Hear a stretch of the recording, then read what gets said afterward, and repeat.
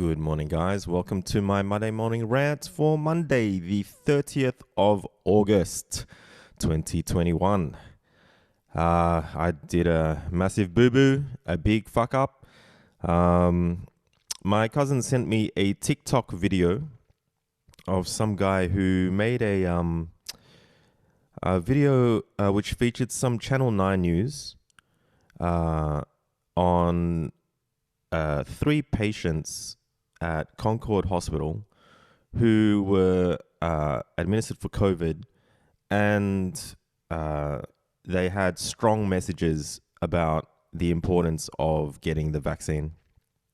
And he then goes to try to prove that the people in the video were actors, and even linked to their acting listings and pages, and also even found the advertisement that was putting a call out for actors of different sexes and age groups to create to create a vaccine pro campaign. And that just made me furious, right? When I saw it, I was just so mad because I'm so anti-news and anti-mainstream media. It just sent me into a bit of a fury. And I posted up the video onto YouTube and also onto my social media. And went as far as linking the actors' pages as well. And then I think a day after or a couple of days later, I read through some of the comments, and some people said that it was debunked and that I'd fallen for it. And on doing some more research, turns out the actors that were linked have come forward and said that it's not them in the videos. And yes, it was a campaign created by Concord Hospital on the importance of getting the vaccine, but it wasn't hired actors. So I was left feeling fucking stupid, you know? And I should have known better. I hate TikTok as a platform, and the video was spread around TikTok, so that should have been the first warning for me. Second, it's like, I just suppose it's my hate for the media. Like, I've been in the Sydney Morning Herald twice. Once for a good thing. It was an article on the top 30 under 30 to watch, top 30 rising stars under 30, and that was cool. It did a lot for me at the time. And the second time, Sydney Morning Herald reached out to me wanting to do an article on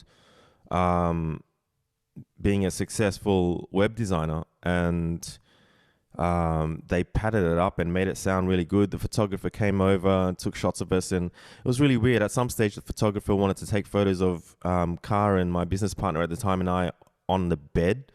And I'm so glad at that time that I actually had enough knowledge and had enough self-awareness to know that that wouldn't have been a good photo. So I refused that photo. But yeah, all the interview questions were asking about our successes. And, you know, I mentioned that I bought a brand new Alfa Romeo at the time, and I had a really nice apartment in Darlinghurst, and I'd bought that as well. And when Karen and I ran down to the newsagent to buy that Sydney Morning Herald that weekend, we were on the cover, which was fucking amazing to be on the cover of the Sydney Morning Herald on a weekend. But we were shocked, like our jaws just dropped when we read the actual headline. The headline was "Wild Ride, the teens that ruled.com."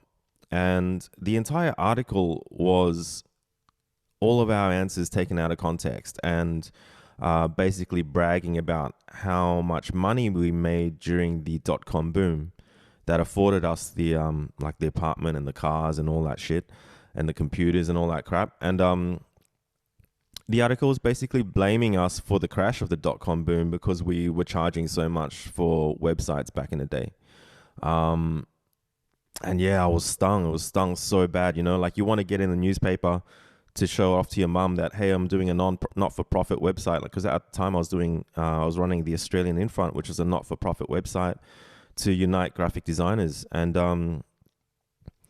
yeah, you know, you want to get into the newspaper for the right things. Hey, so to be on the front page and in bold red writing, wild ride, the teens that ruled.com, and to be labeled as the reason why the .com bubble burst, uh, it was savage.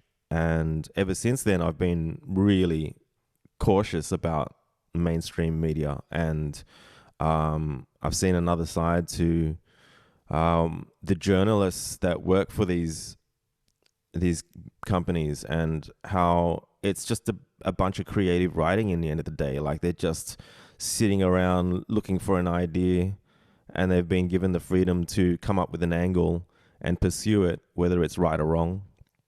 So yeah, I suppose just that hate for the media fueled my anger, and I really didn't do my due research, and getting angry about it to a point where I posted it everywhere. And then, like, to only find out that I was wrong, and that oh my god, that I even linked individuals, you know, who had nothing to do with it, and I'm so sorry. So fucked up, and it just wasn't a good feeling. And you know, in all honesty, none of it felt right. Like, a while back during the Biden and Trump election, I commented and voiced my opinion on a few things, and that was met with a whole lot of negativity as well. So it's like, I'm not here to generate negativity, and you know, commenting on the vaccine has gotten me into trouble as well, and I've been labeled an anti-vax person, just like this, I suppose, lumped in with this guy who's fabricated this attack against the media. And it's just a sad situation, you know. Like, it's not something that I want to comment on, because I really don't want to have anything to do with it. And it's just sad that if you are anti-vax, that you're not a bad person. It's your choice to not get the vaccine, but for you to have other anti-vax people pulling stunts like this just puts you in just gives you a bad image, right? That you don't have to have an association with at all. It's totally fine if you're anti-vax, but yeah, people like this make it hard. And you know, I'm definitely not anti-vax. I'm getting my second shot in a couple of weeks from now. I like to keep an open mind about these things, but like, it just sucks that there's so much division out there. You know, I'm 100% for each to their own. But yeah, the whole conspiracy theory stuff is just it's as interesting and fascinating it can be at times. I think it just does more damage in the end of the day. So yeah, I don't know. That's my rant. That's how I'm feeling about shit right now. I don't mean to be super heavy about it, but like, I fucking hate it when I just add to the mess. You know, I'm not here for that. But in other news, I am working on a logo for Abby. I can't shoot with her, but we're still in contact. And her and her mama are working on a new business together, which is super cute. Like, I just love it when family ends up, you know, working together. I know it's difficult, but that's a really cool thing that she's doing. So she's starting up a new business where she creates custom things, custom clothing and household items and stuff like that. It's going to be called Cremo's Custom CC. CC is very cool, 2 letter forms for me to work with in Photoshop, and she's dead set on paying me for it. But me being me, I'm more than happy to do it for free. She's a good friend, and so yeah, the hardest part is just to find the motivation to do it. But I've gotten started, which is pretty amazing. And she likes one of the mock-ups, which I'm going to further refine this week. What else? Yeah, Viv and I continue to have these huge DVMs. That's been really cool. Christy has, my good friend Christy has gotten a great job at a university where she's working on the media team for a program about mental health. And she's having to do a whole bunch of Illustrator and Photoshop. And I'm pretty good with Photoshop, so I've given her a crash course on it. and we did it over Zoom, and we did the screen sharing thing. And my God, the screen sharing on Zoom is so good. I love it, and I absolutely enjoyed spending an hour with her, just running her through how to create stuff in Photoshop. And a while back, Twitch reached out to me to create an artistic channel on Twitch. So mostly it's about game streaming, but they wanted me to do tutorials and stuff. And at the time, I sort of really wasn't too keen on the idea, and my internet wasn't fast enough to do live streams anyway. But after doing this screen sharing thing with Christy, I think I could do it. And I just realized how Photoshop is, like, when you've been working with the application, like on Photoshop for as long as I have, you don't use the menus at all. Everything is short keys, and just the amount of stuff you can do with short keys. Like I rarely at all use the menu. It just my process is so it's so fast and efficient, and I definitely would have quite a lot to share there on how to create things. We took one of the course that she's working for. We took one of their images down from their Instagram, and I just recreated it for her basically, and sent her the master file afterwards. And sometimes that's the best way to learn. Like I would probably like create a file from scratch and then upload the master file somewhere so people can actually figure out how things were made, and see all the layers, and layer masks and things like that.